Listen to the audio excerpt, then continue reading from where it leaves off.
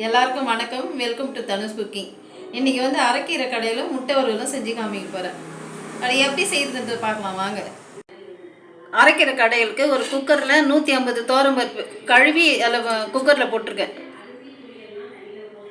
1/2 spoon பெருங்காயம், 4 பெரிய வெங்காயம் நறுக்கி வச்சுருக்கேன், அதையும் இதில் சேர்த்துக்கலாம். 3 மீடியம் சைஸ் தக்காளி இதையும் சேர்த்துக்கலாம். 6 பச்சை மிளகாய் அதையும் சேர்த்துக்கலாம். 2 சின்ன பூண்டு உரிச்சு வச்சுருக்கேன், அதையும் சேர்த்துக்கலாம். ஒரு லெமன் சைஸ் புளி இதையும் சேர்த்துக்கலாம்.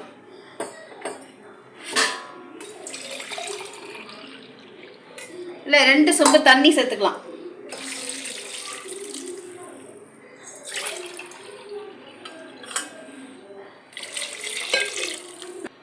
பருப்பு பொங்கி வராமல் இருக்குது, ஒரு 1/2 ஸ்பூன் எண்ணெய் சேர்த்துக்கலாம். இதில் ஸ்டவ் ஆன் பண்ணியாச்சு. இப்போ குக்கரை மூடிக்கலாம், மூடி போட்டு மூடிடலாம். இப்போ வெயிட் போட்டுடலாம். 2 விசில் வரட்டும். வந்த உடனே இதை திறந்து பார்க்கலாம். குக்கர் விசில் வரட்டும், நம்ம அதுக்குள்ளே இந்த முட்டையை வேக வச்சு எடுத்துக்கலாம். 2 விசில் வந்துடுச்சு, ப்ரெஷர் போயிடுச்சு. இப்போ திறந்து பார்க்கலாம்.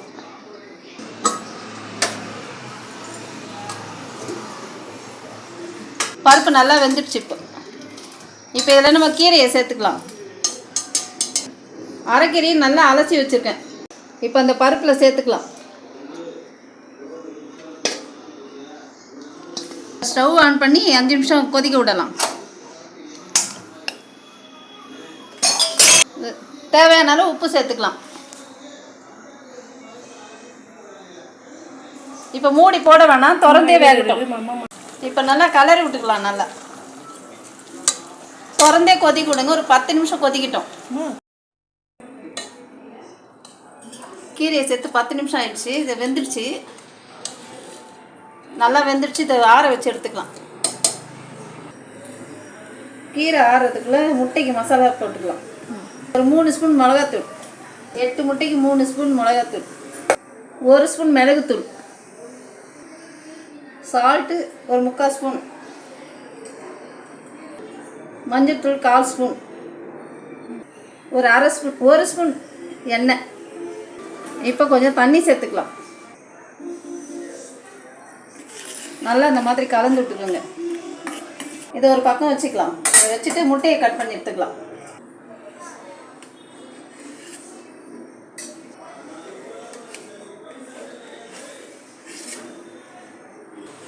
எல்லா முட்டையும் கட் பண்ணிவிட்டேன். இப்போ வந்து இந்த மசாலாவில் டிப் பண்ணி வச்சிடலாம்.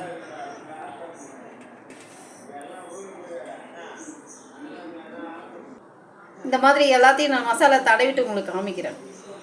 எல்லா முட்டையும் நீ மசாலா போட்டாச்சு. இப்போ தோசைக்கல் வச்சு வறுத்து எடுத்துடலாம். இப்போ ஸ்டவ் பற்ற வச்சு தோசைக்கல் வச்சுட்டேன். தோசைக்கல் காஞ்சிச்சு போய் எண்ணெய் ஊற்றிக்கலாம். சிம்மிலே வச்சு வறுக்கணுங்க, இது இல்லாட்டி வெடிக்கும். இந்த மாதிரி முட்டை இந்த மாதிரி திருப்பி போட்டுக்கோங்க. இந்த மாதிரி போட்டுக்கலாம். சிம்மிலே வச்சு வறுத்துக்கலாம். அப்போ திருப்பி விட்டுக்கலாம்.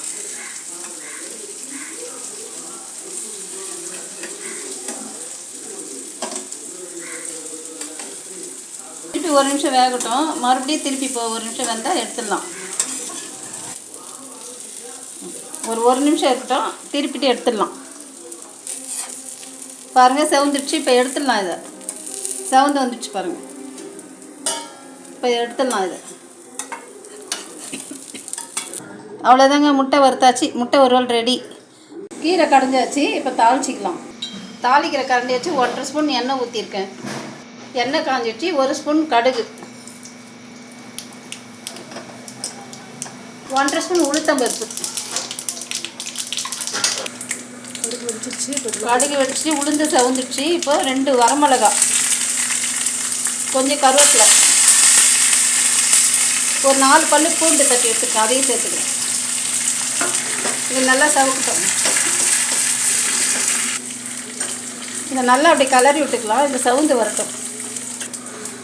பூண்டை நல்லா செவந்துடுச்சு. இப்போ கீரையில் சேர்த்துக்கலாம். நல்லா கலக்கி விட்டுக்கலாம். அரைக்கீரை கடையில் ரெடி. அரைக்கீரை கடையில் முட்டை வறுவல் ரெடி. நீங்களே ட்ரை பண்ணி பாருங்கள். நன்றி.